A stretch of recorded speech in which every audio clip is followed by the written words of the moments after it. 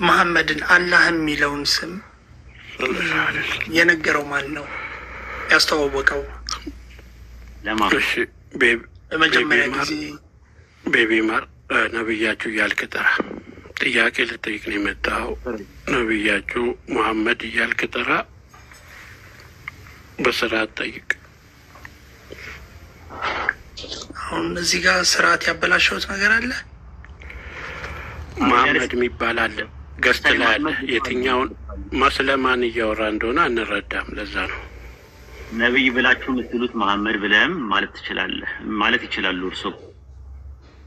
መልካም እሺ፣ ነብይ ብላችሁ የምታምኑት መሐመድ አላህ የሚለውን ስም ለመጀመሪያ ጊዜ ከየት ሰማ? አላህ ራሱም መላእክቱን እኮ ልኮ ነው ለረሱል ሰለላሁ ዐለይሂ ወሰለም። አላህ የሚለው ስም ከዛ በፊትም ነበረ። አረቦች ራሱ የኢብራሂም ዝርያዎች ናቸው ኖርማሊ ማለት ነው። አላህ የሚለውን ስም ያውቁት ነበረ ኖርማሊ ማለት ነው። ጥንትም ይታወቅ ነበር አይደል? እንደ አላህ እኮ ረሱል ሰለላሁ ዐለይሂ ወሰለም ሲመጡ አይደለም የተጀመረው። ከዛ በፊትም አላህ የሚለው ስም በሴሜቲክ ባክግራውንድ ውስጥ ነበረ ራሱ። የተለያየ መድብለ እውቀቶችን ወይም ደግሞ ኢንሳይክሎፒዲያዎችን ብትመለከቱ ለምሳሌ የኢንሳይክሎፒዲያ ኦፍ ኖሌጅ የሚባለው ወይም ደግሞ ኢንሳይክሎፒዲያ ኦፍ ኖሌጅ የሚባለው መጽሐፍ ላይ አላህ የሚለው ስም ስረ መሰረቱ የጋራ ሆነ በተለያየ ጥንታዊ የሴም ቋንቋዎች ላይ ይገኛል ይላል። ለምሳሌ የክርስትና መድብለ እውቀት የሚባለው ኢንሳይክሎፒዲያ ኦፍ ክርስቲያኒቲ የሚባለው መጽሐፍ የክርስትና ላይ ምን ይላል? ቅድመ ቁርአን አረብ ተናጋሪ ክርስቲያንና አይሁዶች አላህን ለታላቁ አምላክ ስም ይጠቀሙበት ነበር ይላል።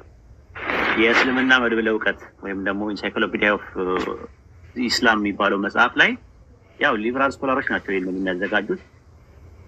ምንድነው የሚለው? የቅድመ ነብዩ መሐመድ በነበሩ ዘመናት አላህ የሚባል ታላቅ ስም ታላቅ አምላክ ያመልኩ ነበር ይላል። የብሪታኒካ ራሱ ኢንሳይክሎፒዲያ ኦፍ ብሪታኒካ የሚባለው መጽሐፍ ላይ ቅድመ ቁርአን በነበሩ አረቢያን መጽሐፍት ውስጥ አላህ የሚለው ቃል ይገኛል ይላል። ስለዚህ ረሱል ሰለላሁ ዐለይሂ ወሰለም ነብዩ ሆነው ከመላካቸው በፊትና ቁርአን በእሳቸው ላይ ከመውረዱ በፊትም አላህ የሚለው ስም በሴሜቲክ ባክግራውንድ ውስጥ ነበረ ማለት ነው። በአረማይክ በዕብራይስጥ እና በተለያየ ሴሜቲክ ባክግራውንድ አካዴሽያን ፖሊሻን በሚባሉ ነገሮች አላህ የሚለውን ስም እንትን ይሉ ነበረ። ለታላቁ አምላክ ስም ይጠቀሙበት ነበረ። እሺ መልካም። አሁን ይሄንን ከእርሷ አፍ ሰምቻለሁ። መረጃውን ሊሆንን ይችላል። አሁን ኢንሳይክሎፒዲያ ሙስሊሞች ይቀበሉታል ወይ ደግሞ ሌሎች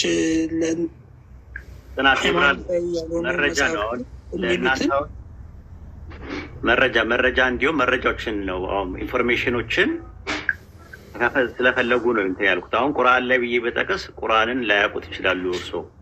አላህ የሚለው ስም በቁርአን ውስጥ ስንቴ እንደመጣ አላህ ነኝ ብሎም አላህ የሚናገርበት ብዙ ቦታ ላይ አለ። ያንን ነገሮች በሰጠት ከሱ በፊት የነበረው በሚባለው ነገር ላይ ይሄው መድበለ እውቀቶች ወይም ደግሞ ኢንሳይክሎፒዲያዎች ሊበራል ስኮላሮች በሴኩላር በሆነ ዩኒቨርሲቲ ፔፐራቸውን የሰሩበትን ነገር ነው ያቀረብኩት ማለት ነው። እና ይሄን ይመስላል ከብዙ በጥቂቱ። መልካም እሺ፣ አሁን ልንግባባ የምንችለው ከቁርአን በፊት ሃይማኖታዊ በሆኑ መጽሐፍቶች ላይ አላህ የሚለው ስም ልናገኘው እንችላለን ወይ ነው? ኦኬ ጥሩ። እነዛ መጽሐፍት የተጻፉት በምን ቋንቋ ነው? በምንም ይሁን በዕብራይስጥም ይሁን በግሪክም ይሁን በግሪክ ከመጣን ነው አረብኛም ይሁን ብቻ ሃይማኖታዊ መጽሐፍ እስከሆነ ድረስ የቢኖ ስሞት ለመግባባት እንዲያመቸን ስሞት ቤቢ እያልኩ ልጥሮት ምንም ችግር የለም። አዎ መጀመሪያ ነቢያቶቹ ብሉይ ኪዳን ላይ የነበሩ ነቢያቶች ሲጠቀሙበት የነበረው ቋንቋ ፓሊዮ ዕብራይስጥ ነው አይደለ? እሺ በፓሊዮ ዕብራይስጥ ውስጥ የነበሩት መጀመሪያ የተጻፈበት የነበረው ጠፍቷል አይደለ? ከዛ በኋላ ነው ግሪክ ሰብቱጃንት የተጻፈው። እየከፈትን እናውራ። ይቅርታ ጌቴ። ምን እንክፈት? አሁን የሚነግሩኝን ማስረጃዎች ፓሊዮ ዕብራይስጥ የሚባል አያውቁም? ሪፈር ለማድረግ ሄደን ኖ ፓሊዮ የሚባል ዕብራይስጥ አያውቁም ያውቃሉ እርሶ? እኔ አላውቅም፣ ይቅርታ ሰምቼ አላውቅም ነው የሚባለው። እሺ ግሪክ ሰብስጀንት የሚባል ያውቃሉ? አላውቅም። በቃ ስለዚህ ስነግሮት ሄደው አስተማሪዎትን ጠይቁ። ከዛ በኋላ ሌላ ቀን መጥተው ዋሽተዋል ይላሉ። ምክንያቱም አሁን ምንድን ነው የማያውቁትን ነገር ነው እየነገርኩት ያለሁት። ስለዚህ ለምነግሮት ነገር አጠቃላይ ሰርች አድርጉ፣ አጥኑ። እሺ የምነግሮትን ነገር አዳምጡና አጥኑ። እርሶ የማያውቁትን ነገር አዳምጡ። ጌታዬ አሁን እኔ ስለ እስልምና የሆነ ነገር ብል በዛ መረጃ ላይ የግድ ማስደገፍ አለብኝ እንጂ ባፌ ምን ላስደግም ነገርኩት እኮ። ፓሊዮ ብራይስጥ ጎግል ላይ ገብተው ፓሊዮ ብራይስጥ ብለው ማየት ይህንን ማየት ካልቻሉ እንግዲህ እኔ እንደ ጡጦ አላጠባሁት። እንግዲህ ልጅ አይደሉም እርሶ። ኖርማሊ ማለት በጣም ሲምፕል የሆነ ነገር የወረደ ነገር ነው ለእኔ ማለት ነው። ራሱ ኖርማሊ ለእኔ በጣም ሲምፕል የሆነ ነገር ነው። አሁን ግሪክ ሰብስጀንት ያውቃሉ ወይ ስሎት አላውቅም አሉ። አሁንም ግሪክ ሰብስጀንት እየመጣው ጎግል ላይ እየፈለግኩኝ ላሳዩት አልችልም ራሱ ኖርማሊ። ምክንያቱም አገር ያወቀው ፀሐይ የሞቀውን ጉዳይ በጣም ምንድን ነው ኤሌመንተሪ የሆነውን ነገር እያመጣው እያንዳንዱን ነገሮች ላሳዩት አልችልም። ምክንያቱም ያው በሞባይል ነው እያወራ ያለሁት። ግን የምነግረውትን ነገር ቢያንስ ምንድን ነው የሚናገረው፣ ምን አዲስ ነገር አለ እየተናገረ ያለው ብለው ሰምተው የማያውቁትን ነገር ተምረው ከዛ በኋላ ሪፈረንሶችን ረጋ ብለው ጊዜ ሰጥተውት ይሄ የህይወትና የሞት ጉዳይ የጀነትና የጀሃነም ጉዳይ ስለሆነ ተረጋግተው ማጥናት መቻል አለቦት። ካልሆነ ግን አሁን እያንዳንዱ ነገር አሁን ለምሳሌ ፓሊዮ ስል ፓሊዮ ምን ማለት ነው በምንኛ ቋንቋ ነው ብለው የሚጠይቁ ከሆነ ከእንደገና ሀው ነው ማስጠናውት ማለት ነው። ያ ደግሞ አይሆን እንጥል መቧጠጥ ነው የሚሆነው ወይም ሱሪ ባንገት ነው የሚሆነው። ስለዚህ ይህንን ነገር ከሌሎች ተማሪዎች እዚህ የሚማሩ ልጆች አሉ፣ እንደዚህ ገና የጀመሩ አሉ እና እነሱ መረጃዎችን ይሰጡታል ራሱ ማለት ፓሊዮ ብራይስጥ እስቲ አውጣላቸው ስሚዘው ይታዩታል። ፓሊዮ ብራይስጥ ይታያል። ምን ይላል ስለ ፓሊዮ ብራይስጥ? ሂብሩ ፕሮቶን ሂብሩ ኦልድ ሂብሩ ኢዝ ሪትን ሲስተም ፋውንድ ኢንስትራክሽን ኦፍ ካናናይት ላንጉጅ። እሺ ከዛ ባይብሊካል ኤንድ ባይብሊካል ሂብሩ ፍሮም ሪጅን ኦፍ ሳውዘርን ካናናይት። ፕሮቶ ሂብሩ ማለት ምን ማለት ነው በእርሶ? እንጃ አላውቅም። ያነቡት ምንድን ነው የሚለው? ፕሮቶ ሂብሪው ኦር ኦልድ ሂብሩ አይልም ይላል። ላተር ሂብሩ የሚባለው ማን ነው? እኮ እሱን ነው እኮ ብሎት እኮ አሁን ይኸውልህ እርሶ በእርሶ ላይ ብላውን እያንዳንዷን ነገር አሁን ይህንን ነገር እኒህ ካልን እርግጠኛ ነኝ 24 ሰዓትም ላይ በቃን ይችላል እያንዳንዷን ነገር ማስጠናት ማለት ነው ለእኛ ማለት ነው። እና ፓሊዮ ብራይስጥ ማለት መጀመሪያ ነቢያቶቹ ሲናገሩበት የነበረ ቋንቋ በኋላ ላይ የጠፋ ከዛ በኋላ ደግሞ ማሶሬት የሚባለው ነገር በ7ኛውና በ8ኛው ክፍለ ዘመን ላይ የተዘጋጀ እንደሆነ ከዛ በፊት በብራይስጥ የተዘጋጀ ነገሮች አንዳንድ ነገሮች በጥስጣቶች ካልሆነ በስተቀር ማሶሬት የሚባለው ነገር በኋላ ላይ ነው የመጣው። ግሪክ ሰብስጀንት ማለት ደግሞ ኢየሱስ ከመወለዱ ከ200 ዓመት በፊት በ280 ኤዲ ላይ ከብራይስጥ ወደ ግሪክ ተርጉመው ብራይስጡን የት እንዳስገቡት አይታወቅም። አሁን በፓሊዮ ብራይስጥ ምን ማለት ነው የሚለውን ነገር ላስረዳውትና አላህ የሚለውን ስም እዛ ላይ እንዴት እንዳለ ልነግሮት ነበር። ግን ፓሊዮ ብራይስጥ ምንድነው ግሪክ ሰብስጀንት ምንድነው የሚል ነገር ከመጣ እንትኑ እየተወረቀቀ ይመጣል ራሱ ማለት ነው። አሁን ቋንቋ ጥናት ይፈልጋል ማለት ነው። አንድ የግሪክ ሰብስጀንትን አሳያቸው ስሚዘውና ወደ ነጥባችን ልመልስና አንድ ሁለት ጥቅስ ልስታቸውና ከዛ በኋላ እንትን ይሉታል አለ ስሚዞ አለው ልክፈታሽ ኮሜንት ዝጋላቸው ሀሳባቸውን ይሰበስቡ እሳቸው።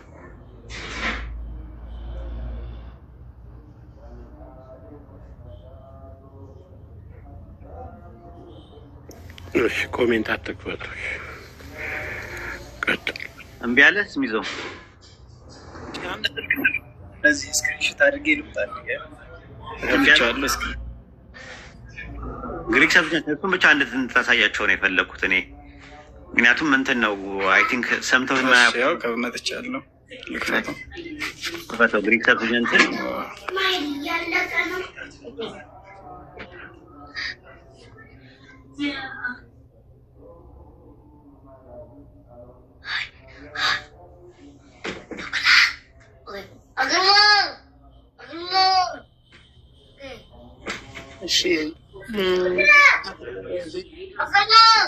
እርሶ እንዳሉት እነዚህ ግሪክ አንድ ያሳየንና ታገሱ።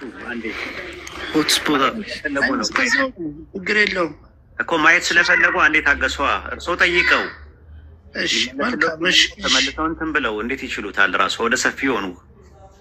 እሺ መልካም እስሚዞ አልተመቸህም እንዴ? ሰብቱጀንት ማለት ይሄ ነው ራሱ። ሰብቱጀንት የሚለው የግሪክ ቃል 70 ሊቃናት ማለት ነው ራሱ። ከክርስቶስ በፊት የነበሩ 70 ሊቃናት ወይም 72 ነበሩ። መንገድ ላይ ሲሄዱ ሁለቱም ሞተዋል።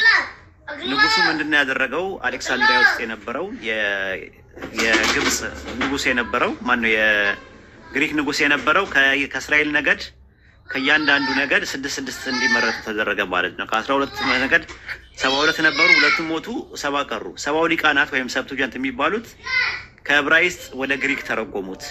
ራሱ የተረጎሙት መቼ ነው? በ280 ነው። እዚህ ጋር ከስንት እስከ ስንት ነው የሚለው እስሚዞ አንብብላቸው። ከዛ ከ285 እስከ 274 ቢሲ አይልም፣ ቢፎር ክራይስት አይልም። እንደዛ ነው የተረጎሙት እነሱ ማለት ነው። ግን ማሶሬት የሚባለው አሁን ያለው የዕብራይስጡ ባይብል በ875 ድህረ ልደት የተዘጋጀ ነው። ማሶሬት የሚባለውንም እሱንም ከፈለጉ ሊያሳዩት ይችላል እዚህ ጋር ስላለ ማለት ነው። ማሶሬትን አሳያቸውና አንዴ ከዛ በኋላ ወደ ፖይንታችን እንግባ። ማሶሬት የሚባለው የተዘጋጀው በ875 ነው። ኢየሱስ ካረገ ከ800 ዓመት በኋላ የተዘጋጀ ነው የዕብራይስጡ። እንግዲህ ስለ ብሉይ ኪዳን ነው እያወራን ያለ ነው። ስለ አዲስ ኪዳንም እንደዚህ እናወራና አላህ የሚለው የተጻፈ ቶራ የሚባለው መጽሐፍ አለ።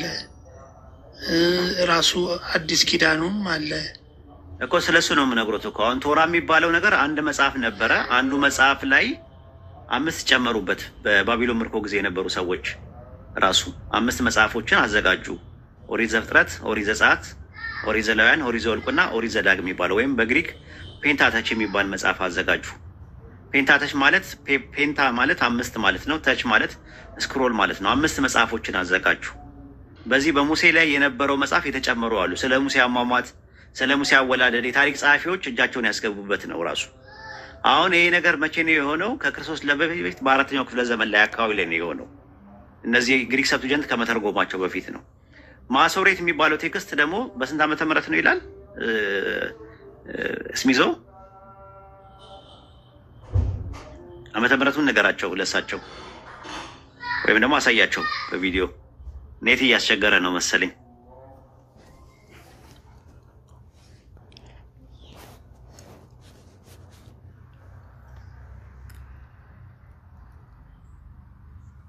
ኦኬ እንትኑን ከፈለጉ ሪፈረንስ በ875 ነው የተዘጋጀው ማሶሬት የሚባለው። ማሶሬታውያን የሚባሉት ቱፊታውያን የሚባሉ አይሁዶች ናቸው። እነሱ ናቸው ያዘጋጁት የሚባለው ማሶሬት 7ኛው እስከ 10ኛው ይላል። አዎ ግን 875 ነው አይቤሪክ የሚወስዱት ስኮላሮች ማለት ነው። አሁን ከገባን በፓሊዮ ዕብራይስጥ አናባቢ ፊደል የሚባሉት 3 ናቸው። ማነው እንትን ናቸው? አኩዜቲቭ፣ ኖሚኔቲቭ እና ጄኔቲቭ ይባላሉ። በአማርኛ ተርጉመው ባለቤት፣ ተሳቢ እና አገናዛቢ ይባላሉ። ያሉት ምንድን ናቸው? ሀ፣ ሁ እና ሂ የሚባሉ ነገሮች በዕብራይስጥ የነበሩት ባለ 3 ናቸው ራሱ። አሁን ለምሳሌ በእኛ አሁን ባለ 7 አሉ አይደለ? ኖርማሊ ሀገዝ፣ ኡካዬ፣ ሳልስ፣ አራቤ ምናምን እየተባሉ ወደ 7 ናቸው የሚደርሱት። አሁን በእኛ በእንትን ማለት ፍሬምናጥስ የሚባለው ሲያስገባ ምንድን ያደረገው? ወደ 7 ናቸው ያደረጋቸው። ግዕዝ የሚባል አለ፣ ካበ አለ፣ ሳልስ አለ፣ ራበ አለ፣ ሐምስ አለ፣ ሳድስ አለ እና ሳበ አለ። ለምሳሌ በግዕዝ አግዕዝ፣ ካበ ሲሆን ደግሞ ኡ፣ ሳልስ ሲሆን ደግሞ ኢ፣ ራበ ሲሆን አ፣ ሐምስ ሲሆን ኤ፣ ሳድስ ሲሆን እ እና ደግሞ ኦ ሲሆን ደግሞ ሳበ ይሆናል። 7 ናቸው። ልክ እንደዚሁ በዕብራይስጥ ያሉ አናባቢዎች 3 ናቸው ራሱ ኖርማሊ ያሉት ማለት ነው። ምን ናቸው? ሀ፣ ኢ፣ ሁ ነው። ወደ 2 አድርጎ ለመሳብ ሲፈለግ ሀ ይደረጋል። ያኛው ሀ የሚባለው ማለት የትኛው ሀ? ሐምስ የሚባለው ሀ ይሆናል። በተረፈ ማስከኛው ወይም ደግሞ የሚሰክንበት ነገር ምንድን ነው የሚባለው? የመጨረሻ ያለው የሚባል ነገር አለ። አሁን ይህንን እኒና በፓሊዮ ዕብራይስጥ ውስጥ በተነባቢ ፊደል አለ ሀ የሚል ነገር ጽሑፍ አለ። አሌፍ ላሜድና ሀ የሚል ነገር አለ። አሁን ያ ምንድነው? አነባነቡ ስንመጣ ኢዮብ ምዕራፍ 5 ቁጥር 17 ላይ አንድ ቴክስት ታወጣልኝ እስሚዘው መዝሙረ ዳዊት ማን ነው? ኢዮብ ምዕራፍ 5 ምዕራፍ 3 ቁጥር 4 የተለያዩ ጥቅሶች አሉ። አንዱን ነው ኢዮብ 3:4 ላይ ላንብብሎት። እኔ እርሶ ዋሳመንት ያዙት፣ ምክንያቱም እሱ እየቆየብን ተቸግረናል። ኔትወርክ እያስቸገረው ነው። ያ ቀን ጨለማ ይሁን፣ እግዚአብሔር ከላይ አይመልከተው፣ ብርሃን አይብራለት ይላል። እግዚአብሔር የሚለው የዕብራይስጥ ቃል አሁን ባለው በማሴሬቶች ኤሎሄ ተብሎ ነው የቀረበው። ኤሎሄ የሚለው መጀመሪያ አላህ ከሚለው ነው ራሱ የተወሰደው ኖርማሊ ማለት ነው። እንዴት ካሉኝ መጀመሪያ ምንድነው እንዴት አድርገው ወሰዱት ብለን ስንል በዕብራይስጥ እንዳልኩት ኤ የሚባል ነገር አልነበረም። በፓሊዮ ዕብራይስጥ አ የነበረውን ኤ ብለው ያስቀመጡት፣ ላ የነበረውን ል አድርገው አስቀምጠዋል። ሀ የሚለው ነገር ያው ሲሰከን ነው የሚቀጥል ከሆነ ሀ ሂ ሁ ብሎ ይቀጥላል በዕብራይስጥ ጽሑፍ ውስጥ። ስለዚህ አላህ የሚለው ስም አለ ራሱ ኖርማሊ ማለት ነው። በፓሊዮ ዕብራይስጥ ውስጥ አለ ራሱ ማለት ነው። ኢዮብ 5:17 ኢዮብ 14 እና መዝሙረ ዳዊት ምዕራፍ 139 ቁጥር 19 ላይ አላህ ሆይ አንተ ኃጢአተኞችን የምትገድል ከሆነ የደም ሰዎች ከኔ ፈቀቅ ይበሉ ይላል። አላህ ብሎ ነው የሚያስቀምጠው የፓሊዮ ዕብራይስጡ ማለት ነው። ኤርሚያስ ምዕራፍ 5 ቁጥር 57 ላይም እንደዚህ አይነት ነገሮች አሉ። ምንድነው የሚለው ኤርሚያስ 5:57 ላይ መሳፍንትና ጥበበኞች አለቆችና ሹማምንትም ኃያላኖችም አሰክራለሁ ለዘላለምም አንቀላፍተው አይነቁም ይላል ስሙ የሰራዊት ጌታ ያህዌ የተባለው ንጉስ ይላል። ያህዌ የሚለው ስም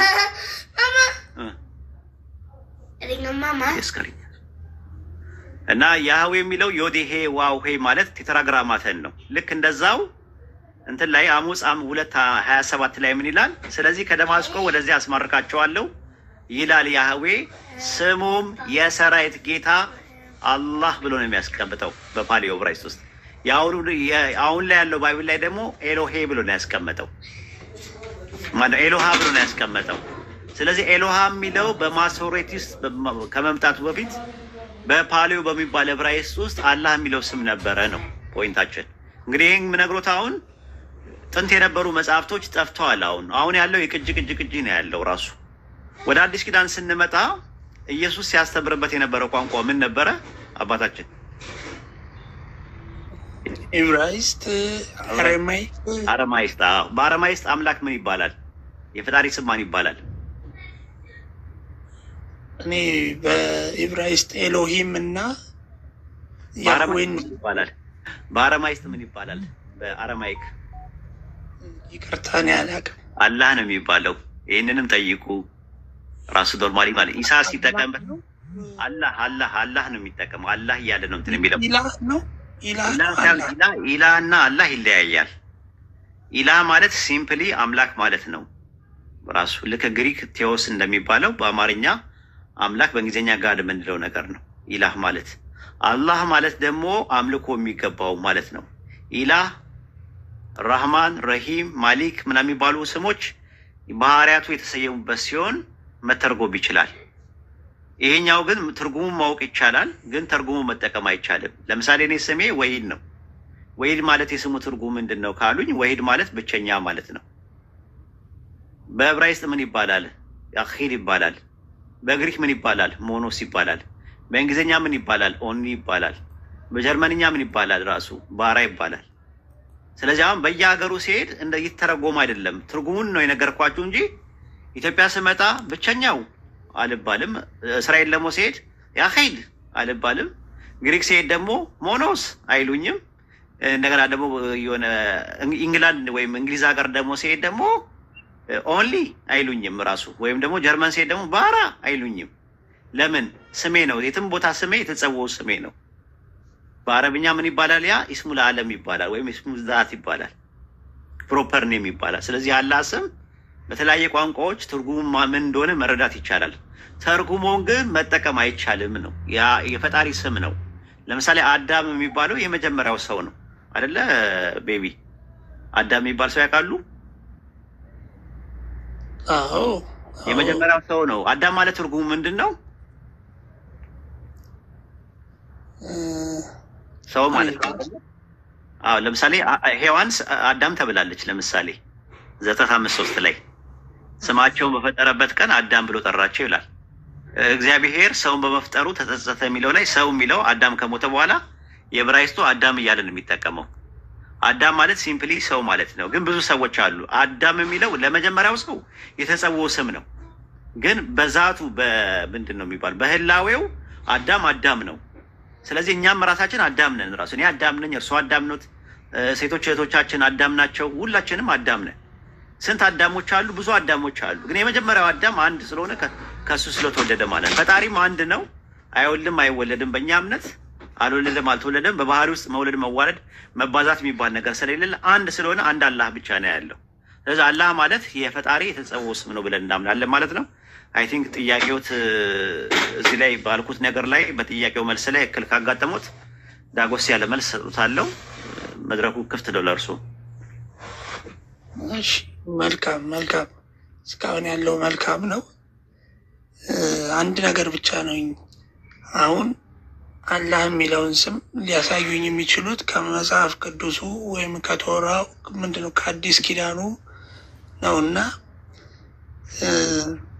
ይህን ደግሞ በአሁኑ ስለተቀየረ አላህ የሚለው ስም በአሁኑ ላይ የለም ነው ሊገኝ የሚችለው አሉኝ። በፊቱ ደግሞ ስለተለወጠ የለም አሉኝ። ስለዚህ ታዲያ በምንድን ነው ልናረጋግጥ የምንችለው ይህንን? አንደኛ በታሪክ ነው። አሁን እኮ ታሪካዊ ዳራና ታሪካዊ ፍሰት ሊንጉስቲካል አፕሮች ወይ ቋንቋውን ተመርኩዤ ነው ትንታኔ የሰጠሁት። የተለያየ የታሪክ መዛግብቶችን የሚያሳይ ኢንሳይክሎፒዲያ መድበለ እውቀት አቀረብኩሎት። ቁርአን ራሱ ምስክር ነው፣ እንደ ሙስሊም እንደኛ ማለት ነው። እርስዎ ቢያንስ እንኳን ማስረጃ ባይሆኑትም መረጃ ይሆኑታል፣ ኤቪደንስ ባይሆኑትም ኢንፎርሜሽን ይሆኑታል፣ የቁርአኑ ማለት ነው። ራሱ ኢንሳይክሎፒዲያ የተለያየ መድበለ እውቀቶች የካቶሊክ ኢንሳይክሎፒዲያ፣ የኢንሳይክሎፒዲያ ኦፍ ክርስቲያኒቲ የክርስትና ኢንሳይክሎፒዲያ የሚባለው፣ የእስልምና ኢንሳይክሎፒዲያ ብሪታኒካ፣ ኢንሳይክሎፒዲያ ጁዳይካ የመሳሰሉት እና አረባይካ የሚባሉት የአረብኛ ራሱ እንትኖች አላህ የሚለው ስም ጥንትም ጀምሮ ሰዎች ሲጠቀሙበት የነበረ ስም ነው። የፈጣሪ ስም ነው ራሱ ኖርማሊ ማለት ነው። አልካሉ እነሱ። አሁን ፕሮብሌም የተፈጠረው ምንድን ነው? አንድ ፈጣሪ እያለ አንድ አላህ እያለ ወደ እሱ ያቃርቡናል ብለው የሚያስቧቸውን ሰዎች ምስል አድርገው ቅርጽ ቀርጸው ማምለካቸውን ነው ቁርአኑ እያወገዘ ያለው ማለት ነው። ስለዚህ የመጀመሪያው ምንድን ነው? አንደኛ ቋንቋውን ነው። ሁለተኛ ታሪካዊ ዳራና ታሪካዊ ፍሰት ጠቅሼና አጣቅሼ በመረጃና በማስረጃ ነው ያቀረብኩት፣ መድበለ እውቀቶቹም ማለት ነው። ድገምልኝ ካሉ ልደግምሎት እችላለሁ። የመጀመሪያ የነበረው ቋንቋ ፓሊዮ ብራይስጥ ነበረ። በፓሊዮ ብራይስጥ ደግሞ ያለው አናባቢ 3 ነው። አኩዜቲቭ፣ ኖሚኔቲቭ እና ጄኔቲቭ የሚባሉ ነገሮች ናቸው ያሉት። ባለቤት፣ ተሳቢና አገናዛቢ የሚባሉ ነገሮች ናቸው ያሉት። በተረፈ ባለ 7 አናባቢ የሚባል ነገሮች አልነበረም። ልክ እንደ ግዕዙ ማለት ነው። ፍሬምናትስ እንደጨመረው አይነት ባለ 7 የሚባሉ አነባነቦች ነገሮች አልነበሩም ራሱ። ስለዚህ ከዚህ አንጻር ኤሎሄ የሚለውን ስንሄድ መጨረሻው ላይ የምናደርገው ምንድን ነው? ወደዛ ነው ድምዳሜ የምንደርሰው። ለምሳሌ አምላክ የሚለውን ስም ራሱ አምላክ የሚለውን ነገር ስም ራሱ ስንመለከተው አ ብሎ ነው የሚጀምረው። ራሱ በአማርኛ ራሱ አንተ እንዴት ነህ ነው ምለው። ከጊዜ በኋላ ሲመጣ ምን አለ? አንተ እንዴት ነህ የሚለውን አንተ እንዴት ነክ ህ የነበረው ክ ይመጣል ራሱ ኖርማሊ ማለት ነው። ስለዚህ አምላክ የሚለው መጀመሪያ መሰረቱ ራሱ አላህ የሚለው ስም ነው ራሱ ኖርማሊ በቋንቋ ላይ ስንመለከተው። ምክንያቱም ክ የሚባል ነገር አልነበረም፣ ህ ነበረ ራሱ። አ የሚባል ነገር አለ ራሱ። ም ይዋጣል። ም ሲዋጥ የሚቀረው ምንድን ነው? አላህ የሚለው ነው የሚቀረው ራሱ። ብዙ ሊንጉስቲካሊ እንደዚህ አይነት ነገሮች ጥናት አለው። በእውነት ጊዜ ሰጥተው ረጋ ብለው ላይብረሪ አለኝ፣ ላይብረሪ አንድ ሰው ይላክሎት ገብተው ጊዜ ሰጥተው አንብቡት። ስፖንታኒየስሊ ኦቨርናይት በአንድ ምሽት የሮም ከተማ አልተገነባችም ማለት ነው። ኖሌጅ ምንድን ነው? ፕሮግረስ እያደረገ የሚመጣ ነገር ነው። እውቀት ቀስ እየተባለ የሚያደግ ነገር ነው። ኢሞሽናልም ሆነ የምናወራው ነገር አይደለም። ስሜታዊ የሆነን የምናወራው ነገር አይደለም። ይሄ የህይወትና የሞት ጉዳይ ነው ራሱ። ይሄ የጀነትና የጀሃነም ጉዳይ ነው። ረጋ ብሎ ጊዜ ሰጥቶ ማጥናት ማንበብ ይጠይቃል ማንኛውም ነገር ማለት ነው። እና ሌሎት የምችለው ነገር ምንድን ነው? አዲስ ኪዳን ኢየሱስ ያስተማረው በአረማይ ቋንቋ ነው አሉኝ። ኦኬ፣ በአረማይ ቋንቋ ከነበረ ለምን በአረማይ ቋንቋ አልተላለፈም? ወደ ግሪኩ ለምን መጣ? ግሪኩ ላይ ምን ፕሮብሌም ተፈጠረ? ኢየሱስ የተሰጠ ወንጌል አንድ ወንጌል ነው የነበረው ራሱ በአረማይክ የመጣ ወንጌል ነበረ። ከዛ በኋላ የሌሎቹ ታሪክ ጸሐፊዎቹ ሲጽፉ ወደ 47 የሚደርሱ ወንጌሎችን አዘጋጅተው ነበር። ከዛ ውስጥ 4ቱ ብቻ ነው የተመረጠው፣ ሌሎቹ አልተመረጡም። እነ በርናባስ ወንጌል፣ የቶማስ ወንጌል፣ የመግደላዊት ማርያም ወንጌል፣ የጴጥሮስ ወንጌል፣ የያዕቆብ ወንጌል ምናምን ይባሉ አሉ። እነዚህ ነገሮች በአጠቃላይ አልተካተቱም እዛ ነገሩ ላይ ራሱ ኖርማሊ ማለት ነው። እንዲህ አይነት ፕሮብሌሞች እንዴት ነው የተፈጠሩት? በጊዜ ሂደት እንዴት ነው የተፈጠሩት? ኢቭን ኢየሱስ እነዚህ 4 ወንጌሎች የሚባሉት የመጀመሪያዎቹ ሳሉ ወይ በአሁን ሰዓት የሉም። ኢየሱስ ካረገ ከ400 ዓመት ከ300 ዓመት በኋላ ነው የተዘጋጁት ማኒስክሪፕቶቹ። እነ ሳይናቲከስ ብትሏቸው፣ ቫቲካነስ፣ አሌክሳንድሪየስ፣ ኤፍሬማ የሚባሉ ወደ 5800 የግሪክ ማኒስክሪፕቶች አሉ። እነዚህ ሁሉ ኢየሱስ ካረገ በኋላ የተዘጋጁ ናቸው። ያለው የዮሐንስ ወንጌል ኮፒ ነው ያለው። ኮፒውም ራሱ ዮሐንስ ወንጌል ምዕራፍ 18 ላይ ያለው ጀርባውና ፊት ለፊቱ 6 አንቀጽ ብቻ ነው ያለው። በተረፈ ሌላ የለም። ኦሪጂናል የሚባል ነገር የለም። ኦሪጂናል አውቶግራፊ የለም ራሱ ኖርማሊ። ስለዚህ አምላካችን አላህ ምን አለን? ነገረን። ራሱ ጥንት የነበሩ ነቢያቶች አላህ የሚለውን ስም ይጠቀሙ እንደነበረ ነግሮናል። ስለዚህ አሁን እኛ የምንፈልገው ከመጽሐፍ ቅዱስ ነው አላችሁን። መጽሐፍ ቅዱስ ኦሪጂናል ነው ወይ ነው ጥያቄው። ምክንያቱም ቀዳማ የሚባለው የብሉይ ኪዳን መጽሐፍ ያለው በአሁኑ ሰዓት ማሶሬት ማን ነው? ግሪክ ሰብጀንት ነው፣ ግሪክ ነው፣ ዕብራይስጥ አይደለም። ራሱ የዕብራይስጡ የመጀመሪያው ጠፍቷል። ራሱ ንጉሱ አስተርጉሞ የት እንዳስገባው አይታወቅም። ስንመለከተው ኢየሱስ የተናገረው በአረማይክ ቋንቋ ነው። 12 ሐዋርያት የተመለመሉት ገሊላ አካባቢ ናዝሬት የሚባል አካባቢ ላይ ነው። ጥብርያዶስ ባህር ላይ ቀረጥ ሰብሳቢ የነበረው ማቴዎስ፣ አሳ አጥማጆች የነበሩ የገሊላ ሰዎች ነው። የሚናገሩት የነበረው ቋንቋ አረማይክ ነበረ። ከዛ በኋላ ተከታይ ሲበተኑ በ70 AD ላይ ጀነራል ቲቶ መጥቶ ቤተ መቅደሱን ሲያጋየው እስራኤሎች ሲበተኑ አብረው ሐዋርያቶቹም ተበተኑ። ያኔ የፓጋን ትምህርቱ ሮምና ግሪክ ውስጥ የነበሩ ሰዎች የኢየሱስ ክርስቶስን ትምህርት ቀይጠው ነው ሲያስተምሩ የነበሩት። ራሱ እነ ሥላሴ የመጡት ኢንካርኔሽን የሚባለው ኮንሴፕት የመጣው ሌሎች ነገሮች የመጡት በኋላ ላይ ነው ራሱ ኖርማሊ። እና አሁን እነዚህ መጽሐፍቶች ኦሪጂናል አይደሉም ሲጀመር ጀምሮ። በዛ ላይ ደግሞ የሰው እጅ ገብቶባቸዋል። እና ከዛ ውስጥ አሁን ካለው ጋር ብለው ቢሉኝ እስቲ እግዚአብሔር የሚለውን ስም ነቢያትና ሐዋርያቶች ያውቁታል ወይ ብዬ ቢጠይቁት መልስ የለም። ራሱ ቦሌ ኤርፖርት ላይ ነው የሚያቆመው ራሱ ኖርማሊ።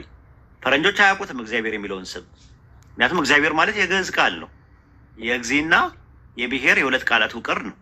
አለቃ ወልደ ኪዳነ ክፍሌ መዝገበ ቃላት እንዳስቀመጠልን ማለት ነው።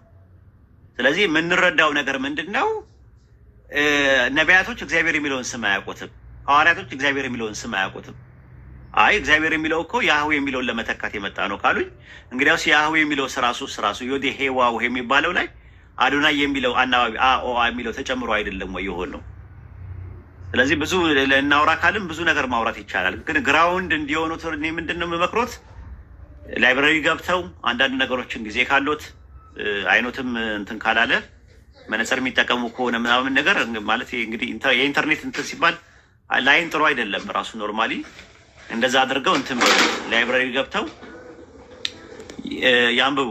ስሚዞ አንዴ ታሳያቸዋለህ ለሳቸው ላስቸግርህ። ኦኬ ኡስታዝ፣ በዚህኛው የሰው ስልክ ነው ያዝኩት። እሺ በቃ እንደዚህ አድርግ። ቤቢ አሉ በትልቁ የተለቀውን ስሚዞን ፎሎ አርጉት። እስቲ ፎሎ አርጉት፣ ይላኩሎት አንድ እንትኖች ማለት ዶክሜንት ይላኩሎት። እሺ ፎሎ አርጋቸው ስሚዞዬ። እሺ ችግር የለውም ይልክልኝ። በውስጥ ተጻጻፉና ሰላም ተባባሉና ከዛ በኋላ በቃ እሱ ይልኩሎታል። እንትኑ ላይብረሪ ቢያንስ እንኳን አሁን ወደ ሰፊ ወደው ማለት ትልቅ ሰው ነው። ተርሶ ትዕግስት አለው። ተረጋ ብለው ነው አሁን ራሱ የሚያወሩኝ ያለው። ስሜታዊ አይደሉም ራሱ ኖርማሊ እንደ ምንድነው ሀያዎቹና 10 ቤት ውስጥ እንዳሉት አይደለም የሚያወሩኝ ያሉት። እኔም ሪስፔክት ሰጥቼ ነው እርሱን እያወራሁት ያለሁት። በእውነት ስለነበረን ጊዜ በጣም አመሰግናለሁ። ሌላ የሚሉት ነገር ካለ ከልጆቹ ጋር በቀጠል ይችላሉ። እንዳልኩት ይሄ ሚዲያ ነው። ሚዲያ ላይ ደግሞ በጣም ጥንቃቄ ይፈልጋል። ለምሳሌ እኔ አሁን ሳወራ ማወራው ነገር ለእርሶ ብቻ አይደለም ማወራው፣ ብዙ ሰው በጣም ይሰማኛል። የተሳሳተ ነገር የተሳሳተ መረጃ ማወራ ከሆነ አላህ ዘንድ አንደኛ ያስጠይቀኛል፣ ሁለተኛ ህሊናን ያቆሽሸዋል። ውሸት እንደምታውቁት ህሊናን ነው የሚያቆሽሸው ከምንም በላይ ማለት ነው። ማላቀው ነገር ከሆነ ማላቀው ነገር አላቅም ነው ማለት ያለብኝ። ህሊናዬ ማቆሸሽ የለብኝም። በመዋሸቴም ደግሞ አላህ ዘንድ አጅር ስለማላገኝ አላህ ዘንድ እንዳልጠየቅ ጥንቃቄ ማድረግ አለብኝ። ሶስተኛ ነገር ደግሞ እርሶም ነገ ጠዋት ሊያውቁ ይችላሉ። ይሄ ሌባ፣ ይሄ ውሸታ፣ ይሄ ወሮ በላ፣ ይሄ አጨርባሪ ብለው ነው የሚሉኝ። ለምን አንድ ዛሬ አያውቁም ብዬ የዋሸሁት ውሸት ነገ ጠዋት ሲያውቁ ራሴ ነው ውርደት መከናነበው ኖርማሊ ማለት ነው። እና ጊዜ ሰጥተው አጥኑ፣ አንብቡት።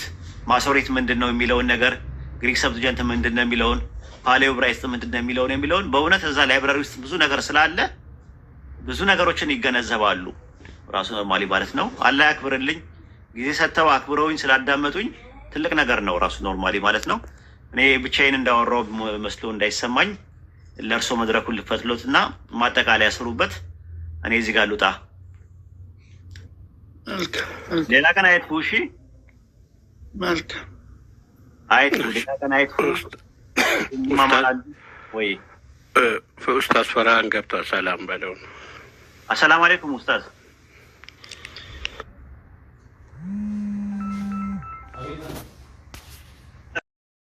ሰላም በእኛለሁ። አልሐምዱሊላህ። አንተ እንዴት ነህ? ማሻአላህ በጣም ሰላም ነኝ። አልሐምዱሊላህ። ያው ቢዚ ነኝ። ከስሉኛ አይሰማኝም። እዚያ ጋር ተገልክል። አብሽር። ምን ችግር የለውም። ወጡ እንደሳቸው? አዎ ወጡ። በቃ እንትን አድርጓቸው፣ ፎሎ አድርጓቸውና አንዳንድ ነገሮችን ስጧቸው። አዩዬ ሰላም ብያለሁ።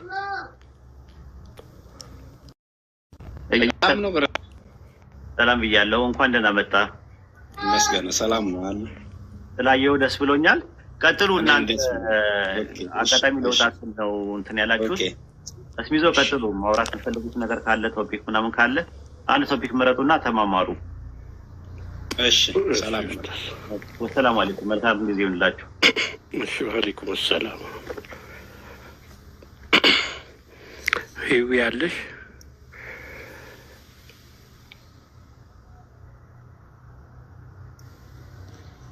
የኡስታዝን ቻናል የምትፈልጉ ፎሎ አድርጉኝ። ዩቲዩብ ላይም አለው። ዩቲዩብ ላይ ተከታተሉ። የነገረ ክርስቶስ ላይ ወይም የክርስቶስ ዙሪያ ላይ የሚነሱ ነገራቶች ሁሉ ሰጥቷል። አሁን ላይ በትሪኒቲ ላይ ወይም በስላሴ ላይ ማብራሪያ ስራ ላይ ሆናችሁና ማዳመጥ የምትችሉበት ሁኔታዎች ተመቻችቷል። ዩቲዩብ ላይ ማዳመጥ ትችላላችሁ። በጽሁፍ ደግሞ የትኛውም አይነት ነገር ሰርች አድርጋችሁ የምታጡበት የለም። ለዛ ነው ላይብራሪ እያለ ያለው ማለት ነው። እና የትኛውም የፈለጋችሁት የትኛውም ነገር የተጠየቃችሁት ነገር ሰርች አድርጋችሁ ማውጣት ትችላላችሁ እዛ ቻናል ላይ ኢንሻአላህ። ወሂድ አቃቢ ኢስላም የሚል ነው። ያው እዚህ ጋር አድርጌላችኋለሁ። ወሂድ የንጽጽር ማህደር የሚል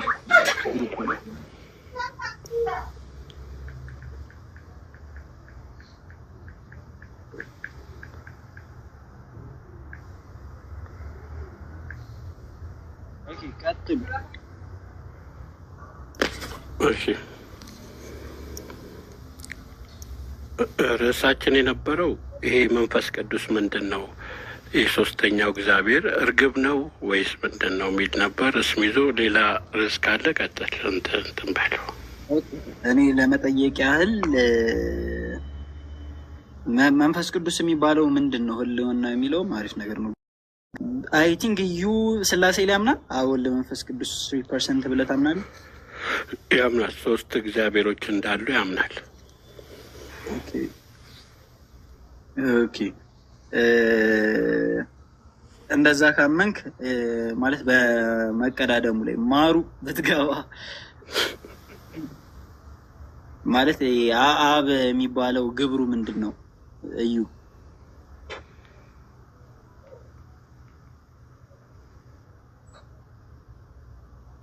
ማለት በግብር ይለያያሉ የሚል ትምህርት ስላለ ማለት ነው። በአካል በስምን በግብር የተለያዩ ናቸው። ግብር ማለት ስራ ማለት ነው። በስራ ይለያያሉ። አብ የሚባለው የሁሉ አስገኝ ነው። የሁሉ አስገኝ የሆነው ከተገኞቹ ጋር እኩል ኤግዚስታንስ አለው ወይ? ጥያቄ ነው። እዩ ሚዩት አርጋል።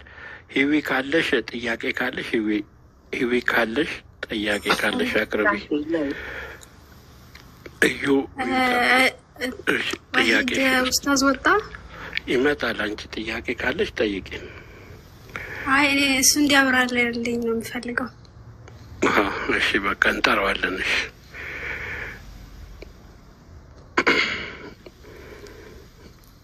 እሺ እንጠራልሻለን። ጠብቂን። እዩ ቀጥላለህ ቃል። እሺ ዴቭ እንዴት ነህ? አለው ሰላም ነው። ኦኬ ያው ልጁ የጠየቀኝ ግብራቸው ምንድን ነው ስራቸው ነው ያለ። ያ የአባትነት በአባትነት ነው። ኢየሱስ ክርስቶስም በልጅነት ነው። መንፈስ ቅዱስ ደግሞ በሰራጺነት እንደዛ ተብሎ ነው ምንረዳው። አብ ወልድን ወልዶታል አይደለ? ከዘላለም በፊት ኢየሱስ ሁለት ልደት አለው ብለህ ታምናለህ? ሁለት ልደት ማለት ሁለት ልደት ሲባል ከማርያም ማህፀንና ከማርያም ማህፀን የተወለደበት ልደት ልደት ማለት የሚገኝ አንድ ሰው ሲገኝ ነው ራሱ ልደት ነው የሚባለው። ልደት የሚለው ራሱ ስትመለከተው ማለት ነው። በቤተ ክርስቲያን ኦርቶዶክስ ኢየሱስ ሁለት ልደት አለው ብለው ያምናሉ። ከማርያም የተወለደበትና ከዘላለም ከአብ የተወለደበት ተብሎ ይታመናል። አንተ ያን ታምናለህ? ኦኬ ልጅ ነበረ።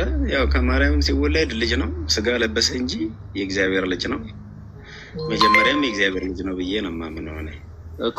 ልጅነቱን ያገኘው ከዘላለም ከአብ ያገኘበትና እንዲሁም ደግሞ የማርያምን ልጅነት ያገኘበት ደግሞ በድህረ በስጋዊ ሰውነቱ ከማርያም የተገኘበት ነው። በስጋ ያገኘበት ልጅነት አለ። ከማርያም ያገኘበት ልጅነቱ ልደት አለው። እንዲሁም ደግሞ ከዘላለም ከአምላክ ያገኘበት የተወለደበት ልደት አለው። ያን ታምናለህ? ገብቶኛል። መንፈሳዊ የነበረው ልጅነት ስጋን በመልበስ ወደ መታየት መጣ። ልደት ማለት እኮ ወደ መታየት መምጣት ማለት ነው። ሁላችንም ልደት አለን። ሁላችንም ወደ መታየት መጣን ብለን ነው የምንተረጉመው። ልደትህ መች ነው? ቆይ አንተ አሁን ለምሳሌ ሚያዝያ የተወለድክበት ቀን የተወለድክበት ቀን ነው አይደል ልደትህ? ያ ወደ መታየት ገብቶኛል። እናትህ ሆድ ውስጥ እያለ እኮ ልደት የለህም። ወደ መታየት ስትመጣ ነው ልደት የሚከበረው። ጥያቄን እዩ ከተረዳኸው ከዘላለም በፊት ከአብ ያገኘበት ልጅነቱና ከማርያም ደግሞ በስጋዊ ልጅነት ያገኘበት። ከዘላለም በፊት የማርያም ልጅ አልነበረም አይደል? በስጋው ነው ልጅነቱን ያገኘው። ልጅነቱን ያገኘበትና ከዘላለም ከአብ ልጅነትን ያገኘበት ተብሎ ይታመናል። ገብቶኛል። የእግዚአብሔር ልጅ ነበር። ከማርያም ሲወለድ ደግሞ የሰው ልጅ የእግዚአብሔር ልጅ ተባለ። የሰው ልጅነት ማንነትንም ወሰደ። ያ የእግዚአብሔር ልጅ የሚባልበትንም ማንነት ወሰደ ማለት ነው። አምናለሁ። ወይ ስልኬ ሊዘጋ ነው። ከተቋረጥኩኝ ሊዘጋ ስለሆነ 1% እኮ ከዘላለም ከአብ ሲገኝ የተገኘው ምንድን ነው? መለኮቱን ያገኘው ማለት ልጅነቱን ከዘላለም ከአብ የተገኘ ከአብ ሲገኝ የሚባለው ነገር እኔ ስለማልቀበለው ነው። ጉባኤዎች በኒቅያ ጉባኤ ሀሳብ በይነዋል። ከዛ የተገኘ በድህረ በማርያም ደግሞ እኛን ለማዳን ከማርያም የተገኘ ብለው ይናገራሉ። በጣም ብዙ ጉባኤ ነው። ልክ ነህ እኮ የኒቅያ ጉባኤ የሌሎችንም ጉባኤ እኔ በዛ መረዳት አይደለም የምሄደው። በራሴ መጽሐፍ ቅዱስን ባነበብኩበት መንገድ የምረዳውን ነው እንጂ እነሱ በጉባኤ ያጸደቁልኝን ሁሉ እኔ አልቀበልም እኮ። ሊያጸድቁ ይችላሉ፣ ወይም ደግሞ አባቶች የተባሉትም ሊያጸድቁ ይችላሉ። ነገር ግን ሃይማኖት የግል እስከመሆኑ ድረስ ክርስትናን በግል ተረድተህ በግል የምትጸድቅበት በግል ወደ እግዚአብሔር የምትሄድበት ስለሆነ በራሴ መረዳት ነው እንጂ ሰዎች እንትን ባሉት በጉባኤ ባጸደቁት እኔ አላጸድቅም። በዛ መልኩ ነው እኔ የማየው። እነዚህ አባቶች ባይብል እንደሰጡ አታምንም? ቀኑን አድርገው እነሱ ቀኑን ባደረጉት እንደምትከተል ረስተህ ነው። እኔ አባቶች መጽሐፍ ቅዱስን ጽፈው ሰጥተውኛል አይደለ?